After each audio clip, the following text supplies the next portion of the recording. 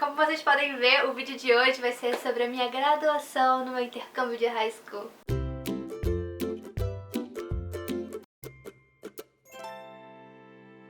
Se você ainda não me conhece, chegou aqui por acaso, meu nome é Mariana, eu tenho 24 anos e quando eu tinha 16 anos eu fiz intercâmbio de high school nos Estados Unidos e eu vim aqui contar algumas histórias durante esse tempo de high school. Hoje vai ser o meu último vídeo por enquanto sobre o high school, porque eu tenho todas as histórias do meu próximo intercâmbio pra começar a contar pra vocês e pra deixar vocês, né, up to date, atualizados nessa minha nova jornada. Sei que eu fiquei devendo alguns vídeos que eu disse que o próximo vídeo seria sobre minhas viagens do intercâmbio e ainda tinha a parte 2 das 5 coisas que aconteceram no meu intercâmbio, mas eu vou deixar esse pra depois, um futuro, quem sabe, próximo. Qualquer dia desses eu volto aqui com um TBT do intercâmbio de high school, mas achei melhor já vim atualizar vocês sobre o próximo intercâmbio. Então vou ficar devendo esses vídeos aí. E pode me cobrar qualquer coisa. Mas vamos, né, ao que interessa. Como é que foi minha graduação nos Estados Unidos? O que é diferente das escolas aqui do Brasil? E aproveitando, se você ainda não viu meu último vídeo, que foi sobre a diferença das escolas do Brasil e dos Estados Unidos, vou colocar aqui num cardzinho pra vocês. Ou então pesquisem no meu canal que vocês vão encontrar. Mas vamos lá. Pelo menos na minha escola do Brasil não tinha a graduação com toda essa roupinha de formatura e tudo mais. Eu sei que algumas escolas do Brasil têm, mas a maioria não tem. Isso já é uma das diferenças, porque todas as escolas dos Estados Unidos fazem a graduação que nem uma graduação de faculdade. No meu colégio a graduação aconteceu no campus de futebol americano da universidade, então eu tava lá todo preparado para ser a nossa graduação. Tinha representantes de turma, como a gente vê também nos filmes, que vai fazer o discurso lá na frente. Tinha homenagem para algumas pessoas, né, que tiveram notas muito altas. Eles recebem tipo uma cordinha que coloca em volta do pescoço. E na hora de receber o diploma, vai chamando aluno por nome, para você subir e pegar seu diploma com o diretor do colégio e alguns professores. Eu recebi um diploma, mas na verdade eu não me formei nos Estados Unidos. Então foi uma formatura simbólica pra mim, foi mais pra representar a minha graduação no meu ano de intercâmbio, né, que eu tava concluindo aquele ano. Mas eu recebi um diploma do colégio, só não recebi o certificado de conclusão do ensino médio porque eu não tava realmente me formando. Mas eu vou explicar também como é que foi quando eu voltei no Brasil. E aí depois de toda essa cerimônia, infelizmente eu não tenho vídeos. Ah, ainda teve o coral do colégio, feito só para os alunos do terceiro ano, né, que estavam se formando. Eu participei desse coral, foi muito lindo. Até hoje, quando eu escuto algumas das músicas, eu choro lembrando desse momento, porque foi muito especial pra mim. As músicas eram muito emocionantes, marcando esse fim dessa trajetória. A gente ensaiou poucas vezes, assim, antes da graduação. Quando eu ensaiava, eu começava a chorar cantando. Foi muito emocionante pra mim e foi muito especial. A gente cantou lá na frente, tinha coreografia e tudo, quase um Glee da vida, e foi bastante emocionante. No final, né, todo mundo joga o chapéuzinho pra cima. Inclusive, deixa eu tirar aqui, você escreve coisas no chapéu pra você saber que é o seu chapéu depois. Na graduação das universidades, meu Deus, meu cabelo tá horrível, pera. Na graduação das universidades, você personaliza essa parte daqui, do cap, que é esse chapéuzinho de graduação. Só que eu lembro que o meu colégio tinha uma regra falando que você não podia colocar nada aqui em cima. Então o que a gente fazia era escrever dentro do chapéuzinho. Então aqui tem meu nome, o meu ano e tal. Coloquei I Love Brazil. Enfim, então esse foi realmente o chapéuzinho que eu usei lá na minha graduação. O resto da roupa era do colégio mesmo, eu não precisei comprar. E também tem toda uma tradição que eu não lembro direito qual é a ordem. Que quando você se forma, você troca a cordinha de lado. Mas eu não sei qual é o lado que você não tá formado e o lado que você tá, que eu não lembro mais não. Mas aqui, ó, ele tem escrito Class of 2013, a turma de 2013.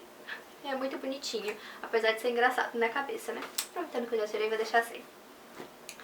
E aí depois da formatura a gente tem a festa. E aí que tá a diferença. Porque não é que nem no Brasil, que é tipo a festa pra você dançar e beber, que todo mundo acaba bebendo, né? Mesmo não tendo idade, a gente sabe como é que funciona. Mas não, é pelo contrário. Como lá a maioridade é só aos 21 anos, então tá bem longe da idade de se formar no high school, os pais preparam uma festa para os alunos que estão se formando, justamente para tentar fazer com que os alunos não bebam, né? Fiquem fora da bebida. E aí é uma festa totalmente diferente e é muito legal até. Não sei nem explicar direito, mas é assim, tem que pagar pra ir pra essa festa. Eu não precisei pagar porque o Rotary pagou pra mim, pra não deixar de ir, né? É totalmente diferente do Brasil. O que você conhece como festa, tipo, tira isso da sua cabeça, não tem nada a ver. Foi dentro de um colégio, que não foi o nosso colégio, foi outro colégio. Era todo temático, estava tudo decorado. Quando você chegava lá, você já tinha uns cupons pra você poder trocar por comida, e tinha uns pra um sorteio. Então, alguns restaurantes da cidade estavam com food truck lá, que a gente podia trocar, né, esses cupons pelas comidas, e tinha muitas brincadeiras, sim, que nem de criança, mas era muito divertido. Tinha, sabe aquela guerra de sumô, que as pessoas colocam aquelas roupas de gorrodões, assim, de sumô, né, que tem a tanguinha, e você só fica com a cabecinha e as mãozinhas de fora e você tem que lutar com outra pessoa? A gente tinha isso. Tinha aquelas que você, tipo, sobe num... Tem um cilindrozinho assim que você sobe de um lado, outra pessoa sobe do outro lado. Aí você fica, tipo, com um cotonete gigante batendo na pessoa pra fazer com que ela caia. Tinha muito daqueles brinquedos que é tipo... Não é cama elástica, mas que você enche de ar e aí o brinquedo cresce, né?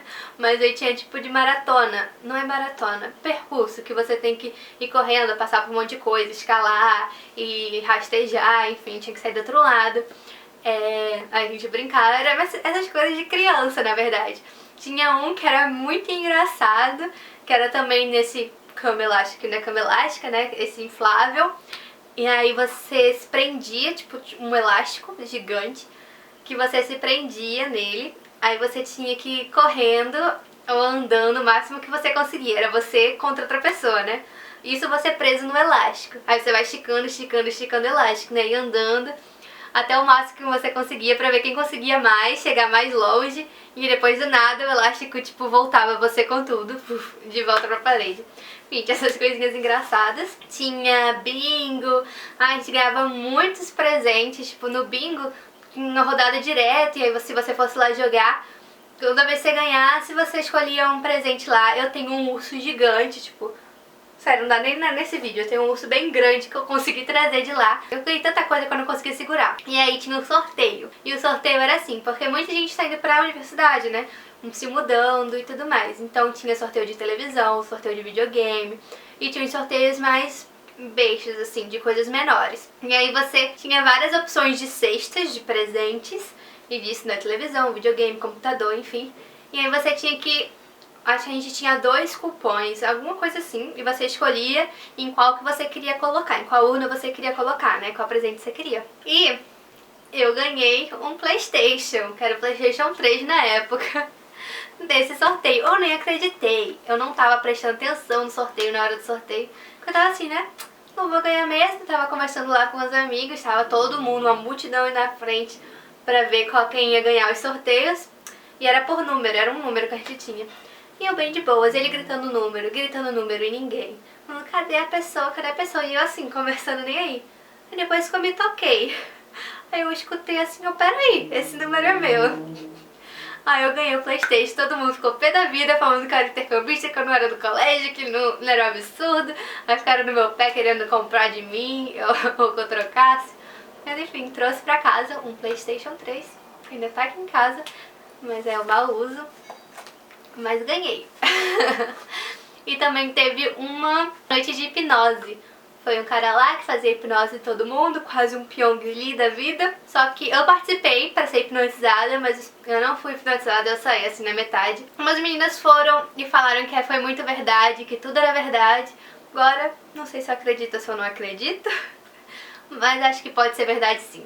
Eu acabei saindo e desistindo porque eu tava com muita dificuldade, na verdade, de entender o inglês dele. Então eu não conseguia me concentrar direito. E aí eu vi que não tava valendo, então eu resolvi sair. Mas teve muitas coisas assim, mais gincana mesmo. E foi muito divertido, a gente passou a noite inteira lá. E essa foi a minha graduação dos Estados Unidos.